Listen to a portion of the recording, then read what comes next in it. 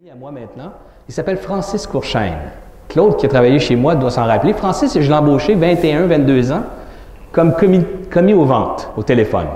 On lui a enseigné la vente, on lui a enseigné l'informatique parce que j'avais une entreprise dans le domaine informatique. Et Francis, c'était pas assez pour lui. Il s'est mis à triper sur la technologie, puis il s'est dit, moi, je veux devenir technicien. Alors, on a investi en Francis, on l'a formé pour qu'il devienne technicien. Et il s'est devenu maintenant responsable du réseau chez nous. Francis, c'était pas assez. Moi, j'en veux plus. Je voudrais être ingénieur en informatique. On a investi avec Francis et il s'est formé pour devenir ingénieur. Puis Francis, dans le courant de sa vie, c'était pas assez. Lui, il rêvait de se mettre les pieds bien au chaud un jour. Alors, il s'est mis à investir en immobilier. Il a acheté un duplex, un triplex, un autre bloc. Francis voulait voir le monde, il s'est mis à voyager. Francis voulait être père de famille et il s'est rencontré une amie au travail, Linda. Ils ont fait des enfants. Un premier garçon, Mathéo. Francis, c'est un sportif. Vous auriez dû le voir dévaler les pentes de ski à Sutton où il faisait du ski. Il y a 3 ans, Francis, il dévalait ça à une vitesse de fou. Tellement fou qu'il a pogné un jump, perdu un ski, puis il s'est enroulé dans un arbre. Ce jour-là, Francis, sa vie a changé. Et je vous en parle avec un peu d'émotion parce que Francis, son histoire me touche beaucoup.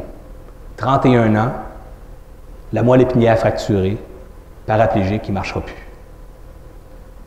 Francis, c'est un sportif, un grand joueur de golf, 80-81, du ski, 20-30 fois par hiver. Je suis allé le voir la 2e semaine à l'hôpital où enfin il pouvait recevoir des invités.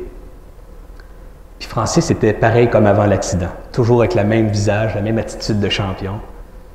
Puis il me dit, « Hey, Beauchemin, on joue au golf cet été? » Ah, les yeux pleins d'eau, « Ben oui, Francis, on va jouer au golf, mon homme. » Puis Beauchemin, « Je t'attends à Sutton cet hiver. » « Ben oui, Francis, ben oui. » Puis là, je parle avec Linda après, je dis, « Linda, y a-tu des chances? » Elle dit, Serge, on ne va pas y tuer son espoir, mais le médecin m'a dit qu'il n'y a presque pas de chance. On a fait une tentative de transplantation de moelle épinière. Ça a peu de chances de marcher, je pense, 1 chance sur 600, on a fait la même. J'ai dit, mon Dieu, il va tomber de haut, mais qu'il se rende compte qu'il ne peut pas marcher. Elle dit, on essaie de ne pas trop en parler. Pour l'instant, on garde ça bien positif. 1 mois et demi plus tard, je m'en vais voir Francis au Centre de réadaptation Montréal, où on apprend aux paraplégiques à se déplacer en chaise roulante. Donc, un centre organisé pour ça. J'arrive là.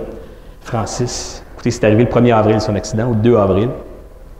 Il se promène en chaise roulante comme s'il avait toujours fait ça, sur 2 roues, les pattes dans les airs.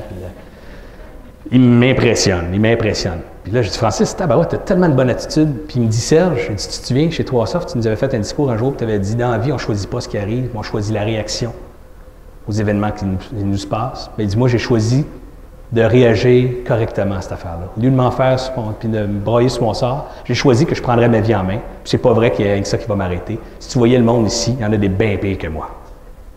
Je trouvais son attitude tellement admirable, j'en revenais pas. Je suis reparti, je l'ai parlé avec Sylvie, je dis, Francis, c'est incroyable, il m'inspire tellement. 31 ans, père de 2 enfants, petite fille de 10 mois, puis il marche plus. 2 semaines après, je retourne voir Francis. Francis, il me dit, hey Serge, je suis content. Je dis, qu'est-ce qu'il y a? Il dit, j'ai adapté ma BM. Francis avait acheté une BMW à l'époque où ça allait bien, ses affaires, financièrement. Il dit, j'ai fait adapter ma BM, puis je vais pouvoir chauffer encore ma BM. Vous savez, vous êtes dans le domaine automobile, on peut mettre l'accélérateur et tout ça sur le volant. J'étais impressionné là. Il dit, c'est pas vrai que je me promènerai pas en BM. Puis il dit, tu n'oublies pas, on joue au golf cet été. Je dis, oh oui, Francis, on joue au golf cet été. Juillet, 4 mois plus tard, Francis m'apprend qu'il retourne au travail, en chaise roulante, avec son char. Vous en connaissez beaucoup, vous, des gens de 30 ans qui perdent les 2 jambes, 4 mois après, retournent au travail? Il retourne au travail en chaise roulante, puis il m'explique qu'il est super le fun, il est chanceux, parce qu'avec sa voiture, il y a le parking intérieur, puis en sortant, il y a l'ascenseur, ça le monte direct dans le bureau. Moi, on dit qu'il est chanceux. Wow, il est chanceux en plus maintenant. Fin juillet, il m'envoie un courriel à moi ainsi qu'à tous ses amis avec des photos. Puis là, tenez-vous bien, Francis est sur un terrain de golf à Atlanta, dans un buggy de kart, un kart adapté pour les paraplégiques dans lequel on peut s'asseoir, petit piton, on se promène. On arrive à notre balle, puis c'est notre petit piton, on est tous strappés, puis c'est le petit piton, oups, il te lève debout comme ça, pogne ton club, frappe, serre le club, puis c'est le petit piton, ça nous rassit, puis on repart. Mais Francis a vu ça sur Internet, il a convaincu sa femme de partir 1 semaine en voyage, paraplégique depuis 5 mois, embarqué dans l'avion, s'est en allé à Atlanta, rencontrer le président de la compagnie pour voir comment ça marchait cette affaire-là, puis il est allé jouer au golf. Quand même capoté. J'ai parlé avec le président de la compagnie un peu plus tard qui me disait que dans sa carrière, lui, il est le fondateur de l'entreprise, ça fait 22 ans, et j'ai jamais vu quelqu'un, après 4 mois, avoir l'attitude de ce gars-là. Puis j'en ai vu, c'est ça que je fais comme métier. Et c'est très impressionnant. Francis, le premier hiver, à vrai dire, en passant cet automne-là, j'ai joué avec Francis au golf. Le buggy, il en a acheté un, c'est un des 3 buggy qu'il y a au Canada. C'est mon chum Francis à Montréal qui l'a. On a joué au golf ensemble l'année qu'il m'avait promis qu'on jouerait au golf. Et l'hiver Le premier hiver, 1 an jour pour jour, Francis est encore à Sutton sur une chaise adaptée à faire du ski. J'ai la photo de Francis sur mon ordinateur à la maison, puis il jump. 1 an, jour pour jour, après avoir perdu ses jambes.